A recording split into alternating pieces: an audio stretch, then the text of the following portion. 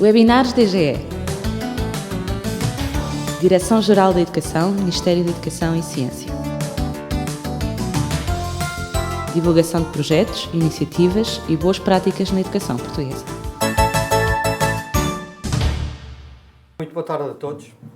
Vamos hoje conversar sobre a Coordenação Local do Desporto Escolar, CLDS, e temos como convidados o colega Carlos Capela, da estrutura Oeste, CLDE Oeste, e o colega Hugo Batalha, da estrutura do Alentejo.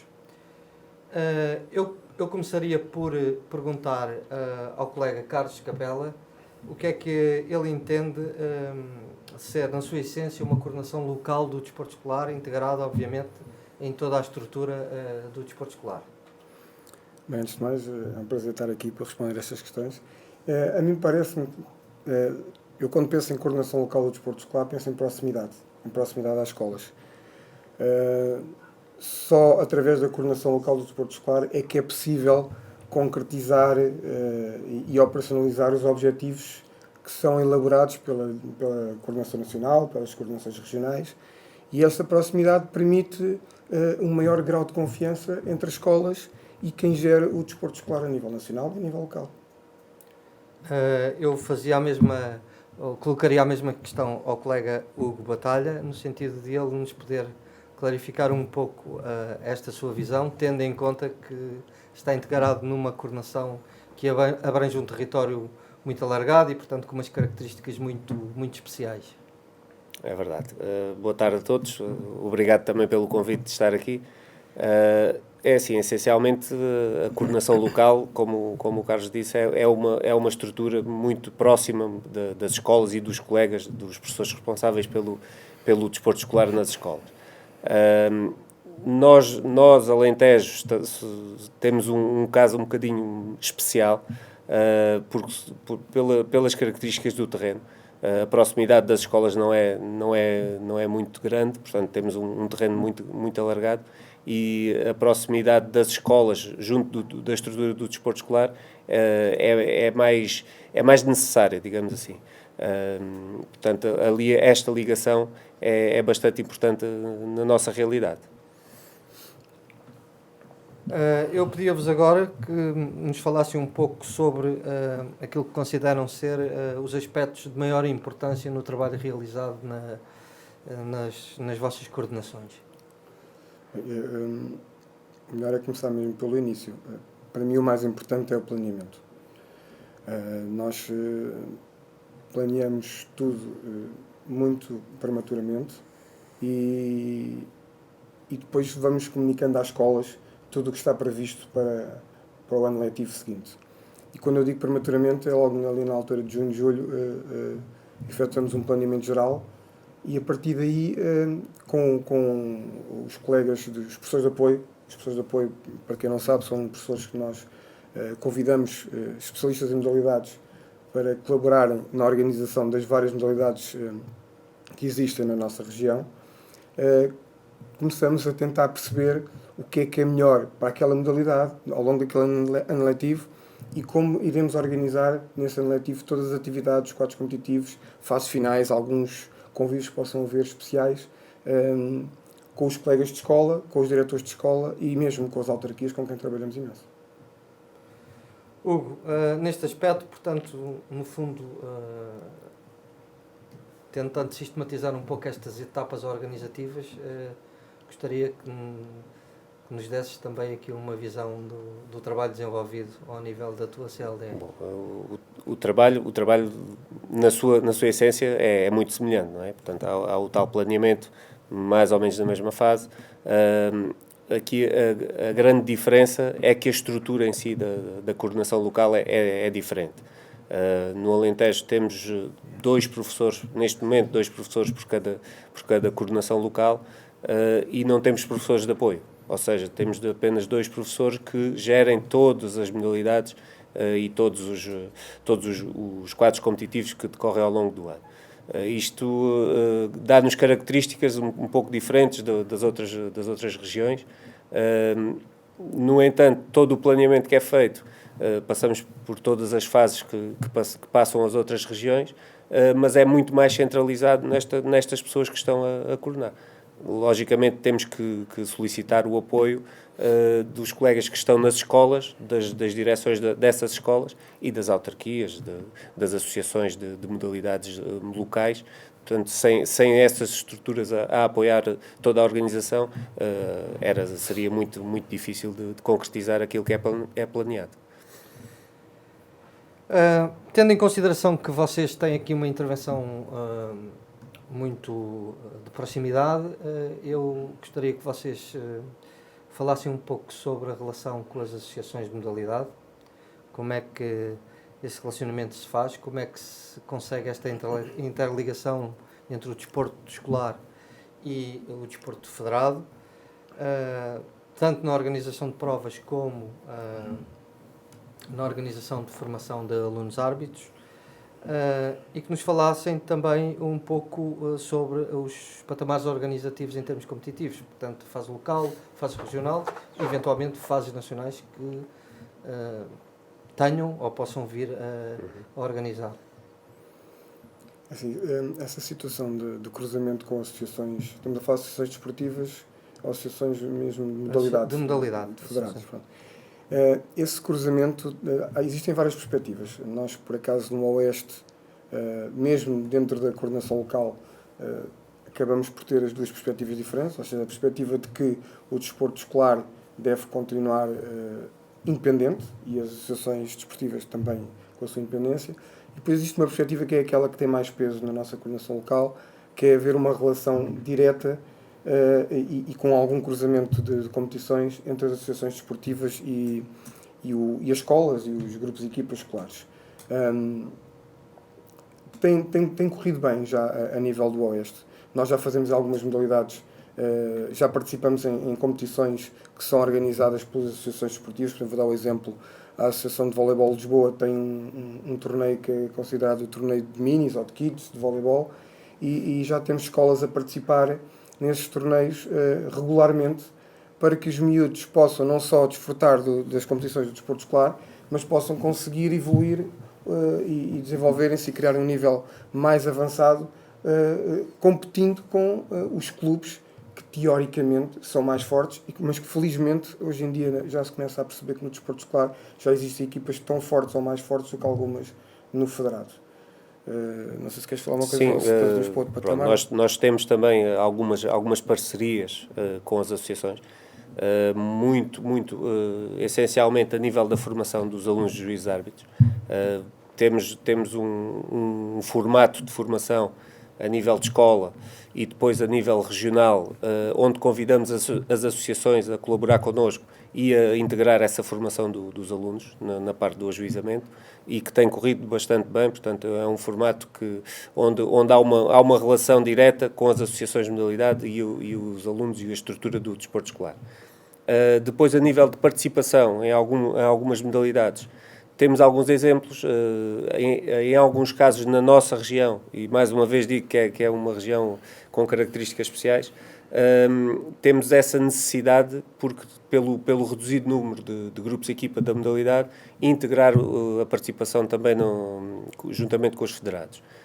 Temos o caso do atletismo, que integramos e estamos com alguns casos a integrar as provas deles, portanto as provas do federado, e eles também a integrar as nossas. E no caso do basquetebol, também com algumas equipas que integram e participam no quadro competitivo federado. E ao nível da prática, digamos, dos níveis de competição, vocês sentem que isso é benéfico, traz constrangimentos em termos da experiência que os próprios alunos têm na competição? Dá-nos um pouco aqui a perspectiva, digamos, do produto final desse modelo de organização da competição e dessa interação entre os dois subsistemas, digamos. Eu acho que a tendência é isto evoluir para uma maior relação entre as associações e o desporto escolar, até porque os resultados dos vários cruzamentos, assim que podemos chamar, e também temos o caso do atletismo, têm sido muito positivos.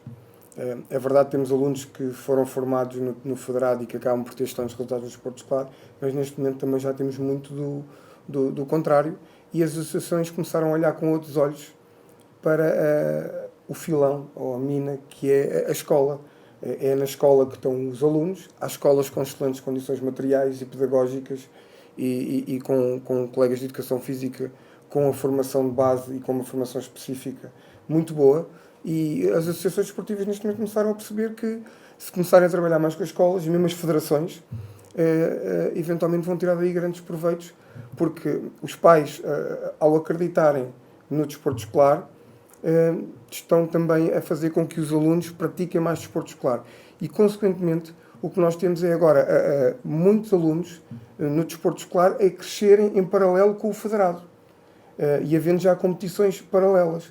Pronto, ainda não é aquilo que nós gostaríamos que acontecesse, mas eu penso, e pronto, o que também está numa realidade diferente, mas que até acaba se calhar por ser mais obrigado a fazer esse cruzamento do que nós aqui na região de Lisboa, porque o oeste é Lisboa. Eu penso que isto tem tendência a crescer e muito. Sim, claramente. Eu penso que este cruzamento, esta interligação é benéfico para todos. O desporto escolar tem benefícios porque aumenta o grau de competitividade, sem dúvida. O federado traz esse aumento. Mas o federado também tem benefícios porque aumenta o número de competições, o número de momentos competitivos, e no fundo há aqui uma interajuda e há uma evolução e um benefício para ambos. Portanto, penso que é benéfico para todos. Só aqui acrescentar uma coisa, as coordenações locais aqui têm mesmo um papel fundamental, porque são as coordenações locais que conhecem as escolas da sua região e que podem promover este tipo de upgrade, este tipo de evolução por parte das escolas e de alguns grupos de equipa. Ao perceberem que aquele grupo de equipa tem muita qualidade, que há um grande empenho por parte da direção da escola, do colega, dos alunos e mesmo dos encarregados de educação, e às vezes as autarquias, que há projetos já de autarquia para as escolas, devem promover e divulgar esta possibilidade. E até criar estes laços, fortalecê-los e arranjar maneira da equipa do desporto escolar integrar o federado. Porque para evoluirmos, temos que estar ao pé dos melhores. E se os melhores estão no federado, então vamos pôr o desporto escolar também em paralelo com o federado. Houve aqui há uns tempos, e nós sabíamos todos disso, durante alguns anos não era permitido haver atletas federados no desporto escolar. Isso mudou. E eu acho que foi bom ter mudado, porque os alunos do desporto escolar, para melhorarem, têm que conviver com aqueles que são considerados mais fortes. Portanto, percebemos aqui que este caminho, digamos, de interação com o desporto federado é digamos que um caminho que foi apontado de uma forma muito clara e muito objetiva neste programa que está em vigor 13-17, e pelas vossas palavras percebemos claramente que o temos conseguido implementar ao nível local e ao nível da intervenção nas escolas. Eu perguntava-vos, na vossa perspectiva, quais são os aspectos fundamentais em termos organizativos da própria escola, da CLDE e de todas as estruturas do desporto escolar para conseguirmos, digamos que, estruturar esta interação e estruturar os quadros competitivos nos seus diferentes patamares, começando nos infantis B, iniciados, juvenis, e que falassem um pouco sobre, digamos, esta perspectiva de formação a longo prazo versus aquilo que é a sua implementação nas escolas e as dificuldades que vão aparecendo e que são naturais nestes processos e que nós todos os dias vamos tentando ultrapassar. Claro. É assim, eu acho que fundamental para haver uma interligação é haver o tal planeamento e o planeamento atempado. Só que o planeamento é que nós podemos sentar junto de uma associação de modalidade e interligar as coisas. Portanto, sem isso seria impossível. E, aliás, nos casos onde isto acontece, é visível que só com o planeamento em cima da mesa de ambas as partes é que se consegue interligar, agendar os encontros ou os quadros competitivos, de forma a que seja possível integrar os dois quadros competitivos. Porque eles não deixam de existir, apesar de estarem interligados, tem sempre que existir o quadro competitivo do federado e o quadro competitivo do desporto escolar. Portanto, temos que ter sempre a competição isolada. No entanto, fazendo o planeamento, conseguimos interligar e agendar atempadamente e participar em ambos os lados. Depois, a nível da formação, que eu acho que é uma parte essencial do nosso projeto também, o facto de integrarmos o sistema federado junto do escolar, como o Carlos dizia, no fundo é estarmos a aproximar e a crescer em conjunto. Sejam melhores na parte do federado ou sejam melhores na parte do escolar, todos vão crescer, todos se vão aproximar, e só assim é que conseguem evoluir. Portanto, eu acho que é uma parte fundamental, a formação ser feita em conjunto e evoluirmos assim. Em relação a isso que ele está a dizer, a mim, pelo menos é o meu desejo, agora pessoal, é que estes quadros se venham a juntar no futuro próximo. Penso que seria a solução, até em termos financeiros, de recursos financeiros, que às vezes falamos tanto na falta de dinheiro que existe em Portugal. Não faz sentido haver dois sistemas competitivos. O que faz sentido é haver um único e depois haver várias divisões. E se houver equipas de escola que estão na primeira divisão, naquela modalidade, poderá haver equipas de associações desportivas que estão... acho que deve continuar a haver a associação desportiva, a federação e o gabinete do desporto escolar, porque a gestão do espaço escolar é diferente do espaço de clube. É isso aí, acho que tem que continuar a haver.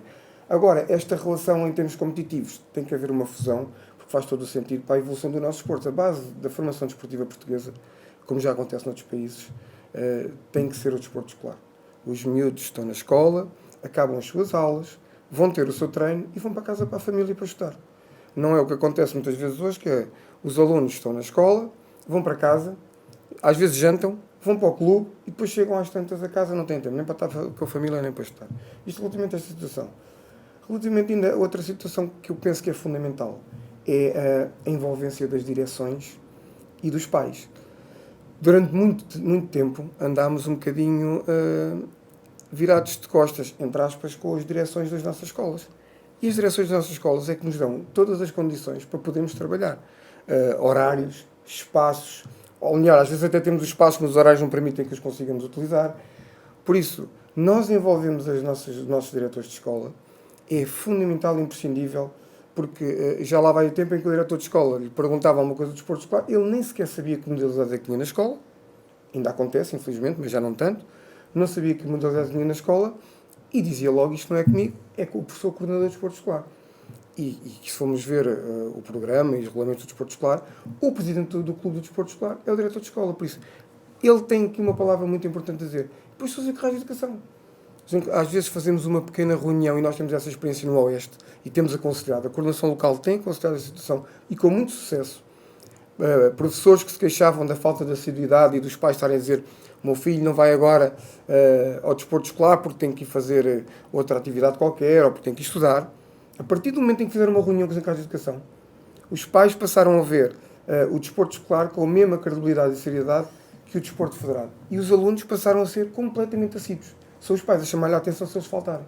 Por isso são dois parceiros que já estão integrados, mas não estão tão envolvidos como seria desejável. Para terminarmos, eu pedi ao Hugo para nos dar aqui uma visão de futuro sobre o desenvolvimento do desporto escolar e do desporto em geral, considerando as características da zona onde estás a trabalhar, por um lado, portanto, focando um pouco essa perspectiva numa zona que necessita de um desenvolvimento grande, porque tem um conjunto de constrangimentos ao nível até da própria população jovem, por um lado, e por outro lado, um pouco como o Carlos fez aqui, dar-nos uma visão de futuro. Como é que tu vês o futuro do desenvolvimento do desporto escolar nas nossas escolas a nível nacional, visto também estar na nossa cultura, digamos, este trabalho articulado e uma visão nacional, e para isso fazemos os nossos encontros regularmente e discussões alargadas, como sabes. Portanto, claro queria que que fizesse aqui uma intervenção para terminarmos este webinar. Bom, essencialmente nós ali no Alentejo temos uma grande dificuldade, que é a distância entre as escolas. E falando dessa realidade, temos alguma dificuldade em ter mais momentos competitivos. E, portanto, esse é um desejo nosso, Este ano já estamos a tomar algumas medidas e a tentar aumentar esse número de momentos competitivos. Portanto, é um dos desejos, é um dos objetivos, é aumentar esses momentos e o quadro competitivo regular dos grupos de equipe. Penso que é fundamental, seja no Alentejo, seja em qualquer zona do país, o número de momentos competitivos ao longo de um ano letivo é fundamental para manter os alunos também motivados, os professores, haver ali regularidade na competição é bastante importante. E depois é vermos que, se calhar, a nível nacional, como o Carlos dizia, nós nas escolas temos tudo. Temos os alunos, temos os professores com técnicos qualificados, temos os espaços, que muitos dos clubes têm a grande dificuldade dos espaços e alugam os nossos, muitas das vezes. E, portanto, temos todas as condições para tentar, para ser a base da evolução desportiva a nível nacional. Portanto, temos que pegar também nesse fator e aproveitá-lo a nosso favor. Eu tenho a agradecer-vos a qualidade da vossa intervenção e o contributo que deram para percebermos ainda melhor aquele que é o caminho que temos vindo a traçar e que temos que traçar no futuro. Agradeço a vossa presença e resta-me desejar-vos um ótimo ano letivo 2015-2016.